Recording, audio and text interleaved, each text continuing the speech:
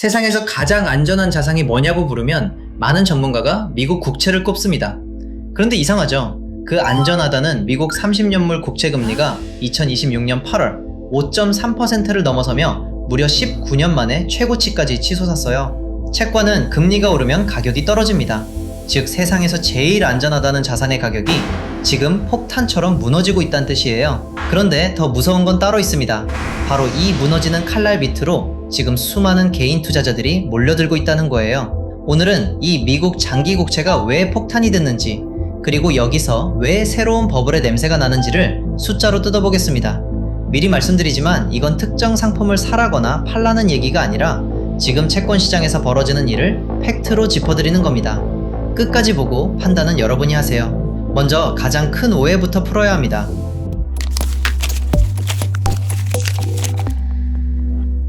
국채가 안전하다는 말은 미국이 빚을 떼먹지 않는다는 뜻이지 그 가격이 안 흔들린다는 뜻이 절대 아니에요. 특히 30년물 같은 초장기 국채는 만기가 까마득하게 길어서 금리 방향에 극도로 민감합니다.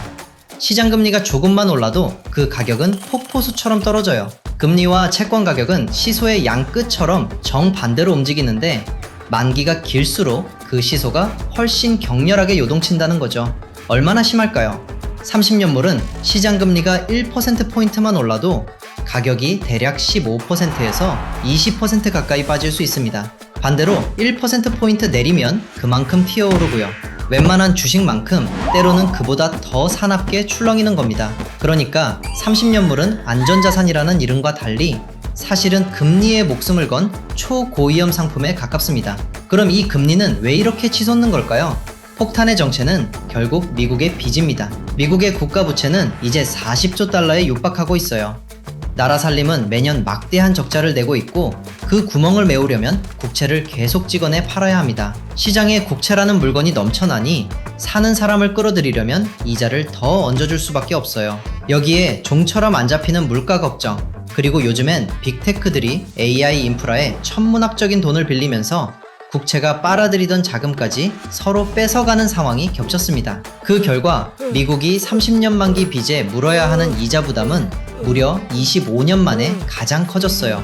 돈을 오래 빌려주는 대가로 더 큰 위험 프리미엄을 요구받는 겁니다. 세상에서 가장 안전하다던 미국 국채가 이제는 나라의 빚을 걱정하라는 채권 시장에 경고음을 내고 있는 거예요. 자, 그럼 진짜 오늘의 핵심입니다. 이렇게 가격이 무너지는데 왜 개인 투자자들은 오히려 이 장기 국채로 몰려들까요? 논리는 단순합니다. 금리가 이미 이렇게 높으니 이제 곧 정점을 찍고 내려올 거다. 금리가 내리면 그동안 폭락했던 장기채 가격은 반대로 폭등할 거다. 그러니 지금이 바닥에서 죽는 기회다. 바로 이 기대 하나로 국내 투자자들만 해도 미국 장기채 ETF에 조 단위의 돈을 쏟아부었습니다. 특히 20년 넘는 초장기 국채를 담는 ETF나 그 움직임을 3배로 뻥튀기 하는 3배 레버리지 상품에 돈이 몰렸어요. 문제는 이게 전형적인 한방향 베팅이라는 겁니다. 모두가 똑같이 금리 하락 하나에만 걸고 있는 거죠. 그런데 앞서 봤듯이 금리를 밀어올리는 구조적인 힘, 즉 나라 빚고와 물가와 공급 폭탄은 여전히 살아있습니다. 그래서 금리는 시장 예상을 비웃듯 더 오르거나 높은 곳에 오래 머물렀고 곧 오를 거라 믿고 들어간 투자자들은 계속 물렸어요. 여기에 레버리지라는 함정까지 있습니다. 3배짜리 상품은 가격이 오르내리기를 반복하기만 해도 원금이 조금씩 녹아내리는 성질이 있어서 오래 들고 있을수록 설령 금리가 제자리로 돌아와도 손실만 쌓여있는 경우가 생겨요. 실제로 금리 하락의 베팅에 이런 장기채 상품에 들어갔던 투자자들 상당수가 예상과 반대로 금리가 오르면서 큰 손실을 봤습니다. 그런데도 떨어질 때마다 더 사서 평균 단가를 낮추는 이른바 물타기로 버티는 분들이 많죠. 다들 대박을 기대하며 같은 문으로 밀려드는 이 쏠림, 저는 여기서 새로운 버블의 씨앗을 봅니다. 그리고 이건 결코 남의 나라 이야기가 아니에요.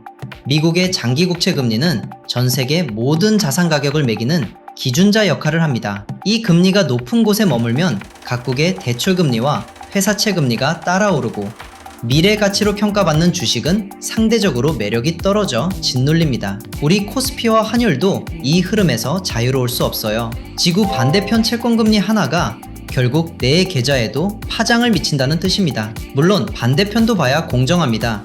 지금의 5%대 금리가 무조건 나쁜 것만은 아니에요. 중간에 팔지 않고 만기까지 들고 갈 수 있다면 매년 5%가 넘는 이자를 세계에서 가장 안전한 나라로부터 꼬박꼬박 받는 셈이니까요. 미국이 당장 망할 거란 얘기도 물론 아닙니다. 진짜 문제는 채권 자체가 아니라 만기까지 버틸 여유도 없이 오로지 금리가 곧 내릴 거라는 타이밍에 레버리지까지 걸어 베팅하는 태도예요. 장기채는 원래 금리 방향을 맞추는 도박 도구가 아니라 위기 때 포트폴리오를 지켜주는 안정판으로 쓰는 자산입니다. 담더라도 레버리지 없이 감당할 만한 작은 비중으로 접근하는 게 정석이에요. 정리하겠습니다. 폭탄의 뇌관은 40조 달러에 육박하는 미국의 빚이고, 버블의 씨앗은 그 무너지는 칼날을 향해 레버리지까지 들고 뛰어드는 투자자들의 쏠림입니다. 가장 안전하다는 이름에 속아 초장기 복채를 금리 맞추기 게임으로 다뤄선 안 돼요. 중요한 건 이게 오를까 내릴까를 단정하는 게 아니라 내가 이 변동성을 만기까지 버틸 수 있는지, 그리고 레버리지라는 독을 감당할 수 있는지를 냉정하게 따져보는 겁니다. 다시 강조하지만 이건 매수나 매도를 권하는 게 아니고 판단과 책임은 여러분에게 있어요. 여러분은 지금의 미국 장기 국채 바닥에서 줍는 기회로 보시나요? 아니면 아직 터지지 않은 폭탄으로 보시나요? 댓글로 들려주세요. 오늘 다룬 수치는 2026년 기준이며 금리와 시장은 계속 바뀌니 실제 결정 전에는 반드시 최신 내용을 확인하세요. 도움이 됐다면 구독과 좋아요 부탁드립니다.